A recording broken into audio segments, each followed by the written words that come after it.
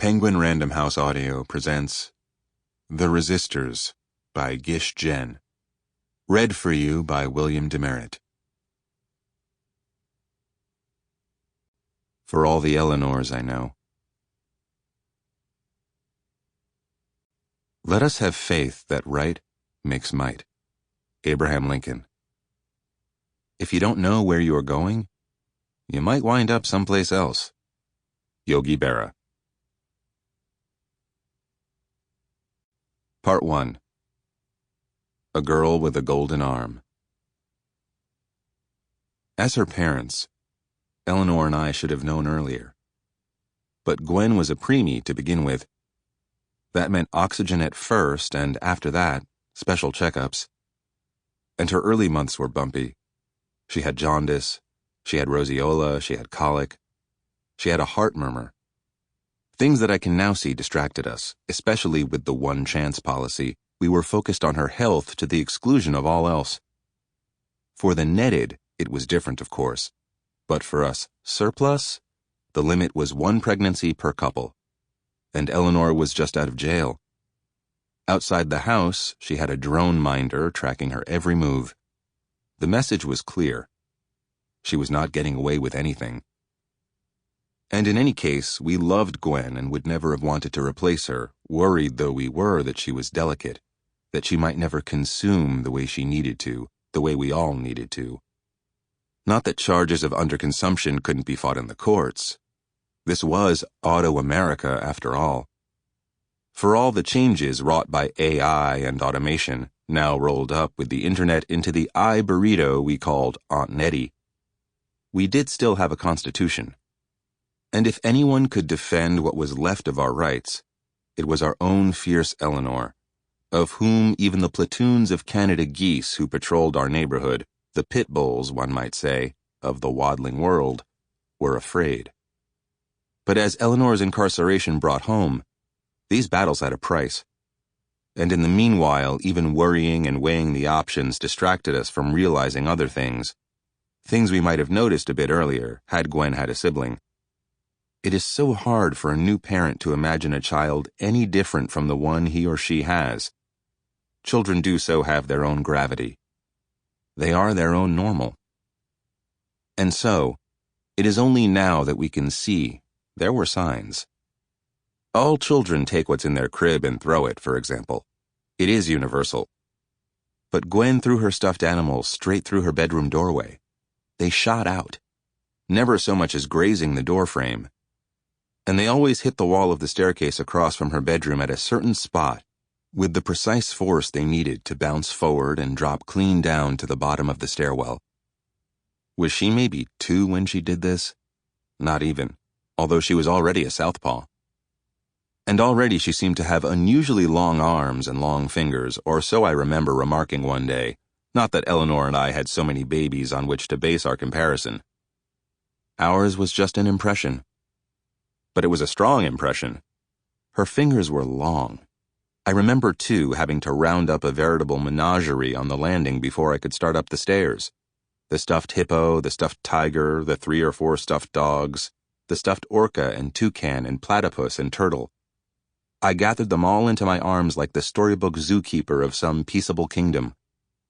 It was as if I, too, ought by rights to have been made of plush. Of course, our house was automated, as all surplus houses were required to be by law, and the animals could easily have been clear-floated. All I had to do was say the word and the housebots would emerge from their closets, their green appendages poised to help. Clear float now. Aren't those animals in your way? And, we can roll in clear if you prefer. You have a choice. You always have a choice. The choice business being a new feature of the program. A bit of cyber ingratiation, you might say, to balance its more habitual cyber intimidation. If you trip, it will be your own fault, for example, and do note that your choice is on the record. Nothing is being hidden from you. Your choice is on the record. Meaning that I was losing living points every time.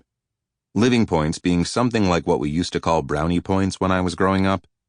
Except that these were more critical than money for everything from getting a loan to getting a plane ticket to getting Gwen into NetU one day, should we dream of doing that. A goal that people said involved tens of thousands, or maybe even hundreds of thousands of points.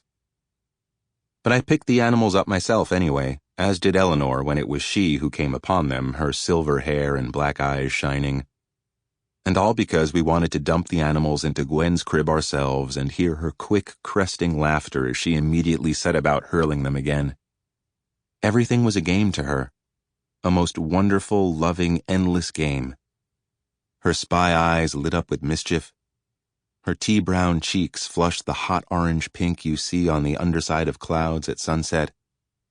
Often she laughed so hard she fell as she threw, plopping down on her soft bottom, but grabbing the crib rail so hard as she scrambled back up that the whole crib shook. Was this the delicate newborn we had once so anxiously tended? Now, breathtakingly robust, indestructible it seemed, she wore an old-time soft yellow blanket sleeper with attached feet and bunny ears, a hand-knit, extra-warm version of a suit Eleanor remembered from her own childhood. None of this baby zone heating over Gwen's crib, in other words. She hardly seemed to need zone heat in any case, having learned so early to blow on her hands if they were cold and to cuddle with us if she needed to for warmth. Indeed, we were all given to cuddling, and we all wore sweaters too to avoid turning on the zone heat, for which we were constantly house-scolded. Don't you find it a bit chilly? Why not choose to turn on the zone heat? You'll be more comfortable. Eleanor, especially. Don't you find it a bit chilly? But we ignored it. For this was how the auto house started, wasn't it? With thermostats that sent to Aunt Nettie first data, then videos. Then came drone deliverers and fridge stockers, kid trackers and robo-sitters, elder helpers and yard bots. All of which reported to Aunt Nettie as dutifully as any spy network, recording our steps, our pictures, our relationships, and, back when we soon-to-be surplus still had them, our careers. And she in turn took what she knew and applied it, even proffering along the way solace and advice.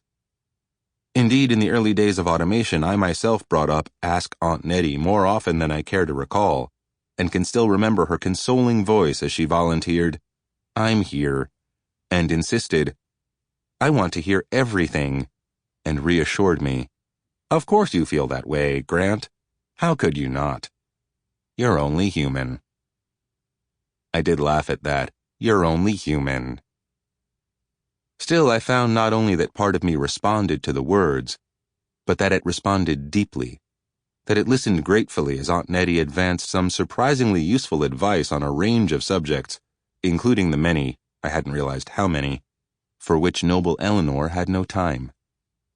Would someone like me, whose mother had had him with Who Needs Them Men, have trouble knowing how to be a father, for example? The answer to which was that, given what men could be, I might in fact be better off without a role model anyway. Or how about, did someone like me really need to own both black and brown shoes now that I was no longer teaching? The answer to which was yes, if I cared about social acceptance, which yes, my data showed that I did, underneath, and which really was just as well, correlated as such concern was with mental health, especially among unretrainables, such as, yes, she had heard I now was.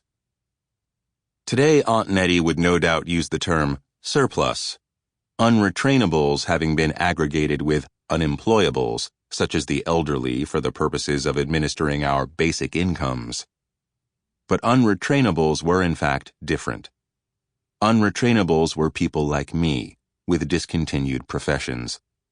Factory workers, drivers, and customer service representatives, in the beginning, joined as Aunt Nettie evolved from tool to aide to master by assorted doctors, lawyers, teachers, accountants, professors, programmers, brokers, and, as Aunt Nettie assumed an ever greater role in government, staffers, poll workers, selectmen, auditors, ombudsmen, judges.